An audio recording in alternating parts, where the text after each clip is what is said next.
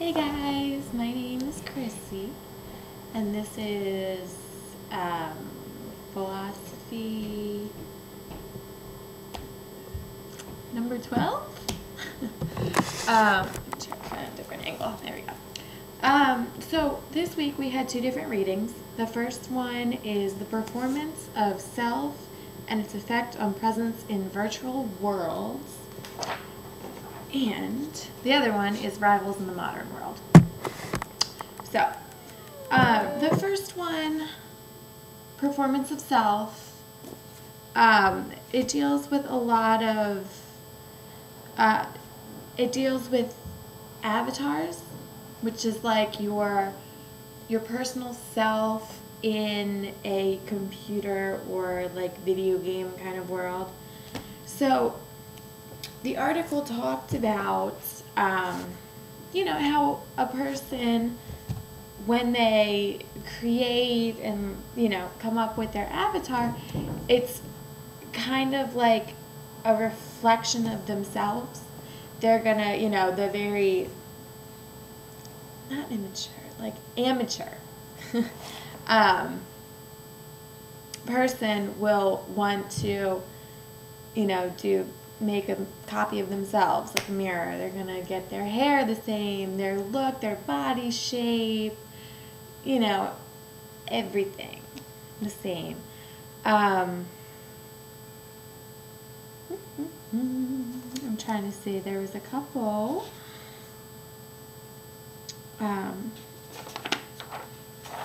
things I read that I wanted to bring up. So in the article it says, customizing one's avatar also permits playing out a more perfected image of oneself. An avatar can be thinner, younger, older, more muscled, have wider eyes or different hair color, and wear fantastic clothes. Avatar representations can allow a person to play out repressed parts of self. So that was, I jumped ahead myself. So the more amateur are going to kind of stick to themselves, whereas, over time as you're playing, you start to, kind of break out of that, oh, I always have to look like myself. And you can have blue hair, you can, I don't even know. You can do whatever you want to yourself. Like, you create this, like, other person. So,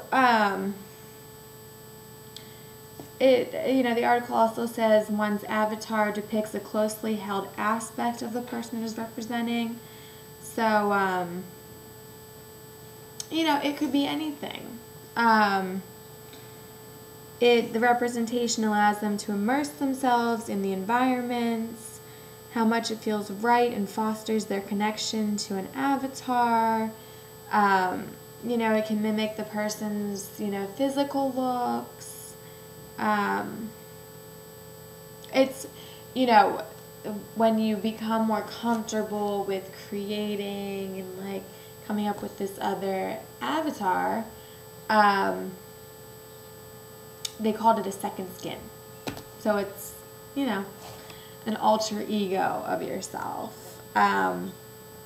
And post-humanist theorists maintain that interaction with our technologies allows us to gain new understandings of ourselves. So it's thought that, we can, express these repressed parts of ourselves, and we can kind of break out of, if you're shy, you can kind of break out of that and become, more vocal. If you're not really an adventurous type, it gives you the chance to, go climb up a mountain, because you know that if you die, you get another chance. So there's no fear related with it.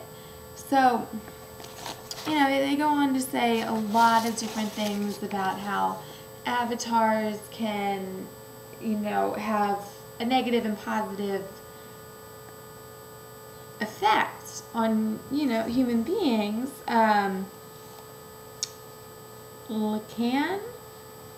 I don't know how to say that. Stresses two important aspects of this jubilant assumption of the image. he was saying that it precipitates the I or ego within a symbolic matrix, producing for the child a perception of itself as observing individual and sign in a differential series of signs. Second is a taking place, in which the infant, at that point mostly helpless and unable to control its body, responds to the attraction of unity, wholeness, and power promised by the reflected form. The more this move is at heart a mistake or recognition permanently dividing one from itself as a sign of referent are divided. A series of gestures in which the experiences in play, the relationship between the movements assumed in the image and the reflected environment, and between the virtual complex or the reality it reduplicates, the child's own body and the persons or things around him. So that goes, that goes back to, how, you play based on the environment. You can't, child's own body, the person or things around him. So the environment changes how you play the game. So there's a role of self.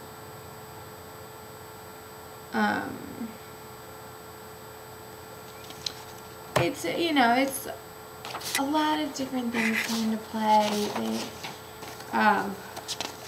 It's just this idea that you have this avatar and it becomes something that can kind of change your own personality. Like it'll be, if you are normally shy, you're going to, like I said before, if you're normally shy, you're going to break out of that. You're going to scale that wall that when you don't have a rope or, because there's this idea of death and resurrection. So, do it a million times until you keep dying and then you keep being resurrected until you get it right. So there's not a lot of fear involved. So as I was reading this, I think the best connection to it for sign language is going to be the idea that sign language itself is almost a type of mask for a person. So I know for myself, I tend to be a little more like introverted when it comes to voicing. I mean, different situations call for, different things. But when I sign, it's like a whole nother person comes out. Like I feel more confident. And I see it in a lot of people. You just get into like this zone and just go with it. I know people who are scared to present, but they can, and like voicing and talking, but you put them up in front of everyone to present and like signing, and they're fine. They're perfectly fine. They go up and bang it out and perfect. That's it. So then we go on to the revivals in the modern world.